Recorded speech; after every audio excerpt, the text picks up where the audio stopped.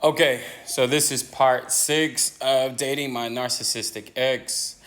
And let me tell y'all, at this point, I've already, grown accustomed to this person. And now we're spending all of this time together.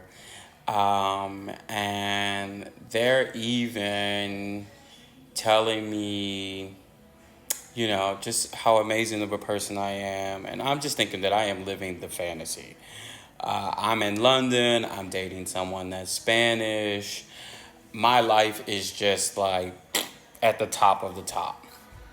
Now, this is where the grooming process started while dating my narcissistic ex. My ex worked for medical companies.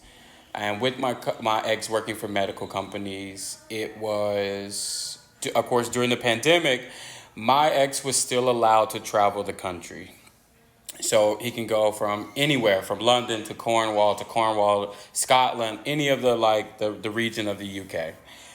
And in this case, I was allowed, or not even allowed, it was always brought to my attention, if you want to come, if you can come, that'll be great for the my mental well-being, not just being with my colleagues, but you can be there with me.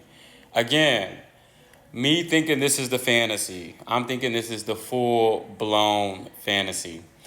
And I'm thinking that I'm dating somebody, because at this moment there's nothing that has been said, but technically we are dating.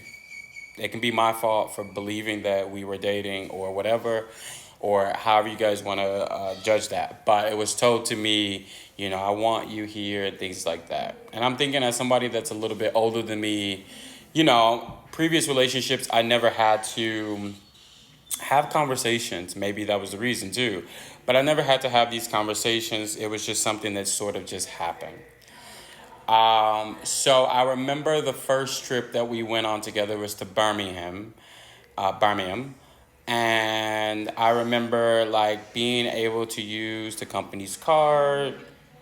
I remember being able to like get food, like while he's at work, I'm out exploring the city. Again, still during lockdown, but because of who I'm with, I'm able to actually do these things, and none of these places are really saying anything. So I'm actually able to see the country in an authentic way because it's COVID. So everybody, not the streets are empty. I'm getting to take some of the best photos. I'm giving, not just of me, but of the cities. I'm able to experience these cities without it being too hectic. And I believe at this time the gyms were sort of open. You just had to make sure you schedule times. So I was able to still go to the gym. I was able to do a lot of things. Now that first trip went amazing. Like went amazing. Nothing, nothing bad happened. We were able to see everything, do everything, eat places. Um, and it was just something that truly was like, I'm like, oh, I'm like living the life. And we didn't have any problems at all this trip. The hotel was paid for. Everything was paid for.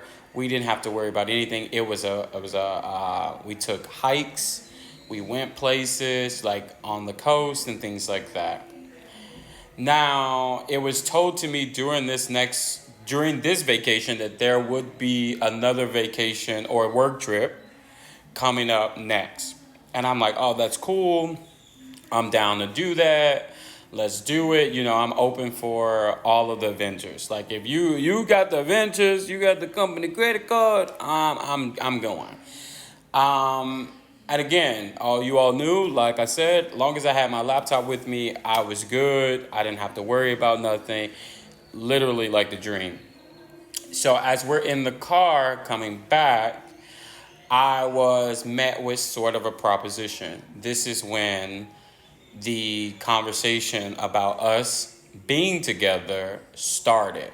And it shocked me because I was like, like I'm not against it. I like being around you. And it was met with the same type of energy. But then I kid you not, in a matter of minutes, it switched to I still think that we should only be friends.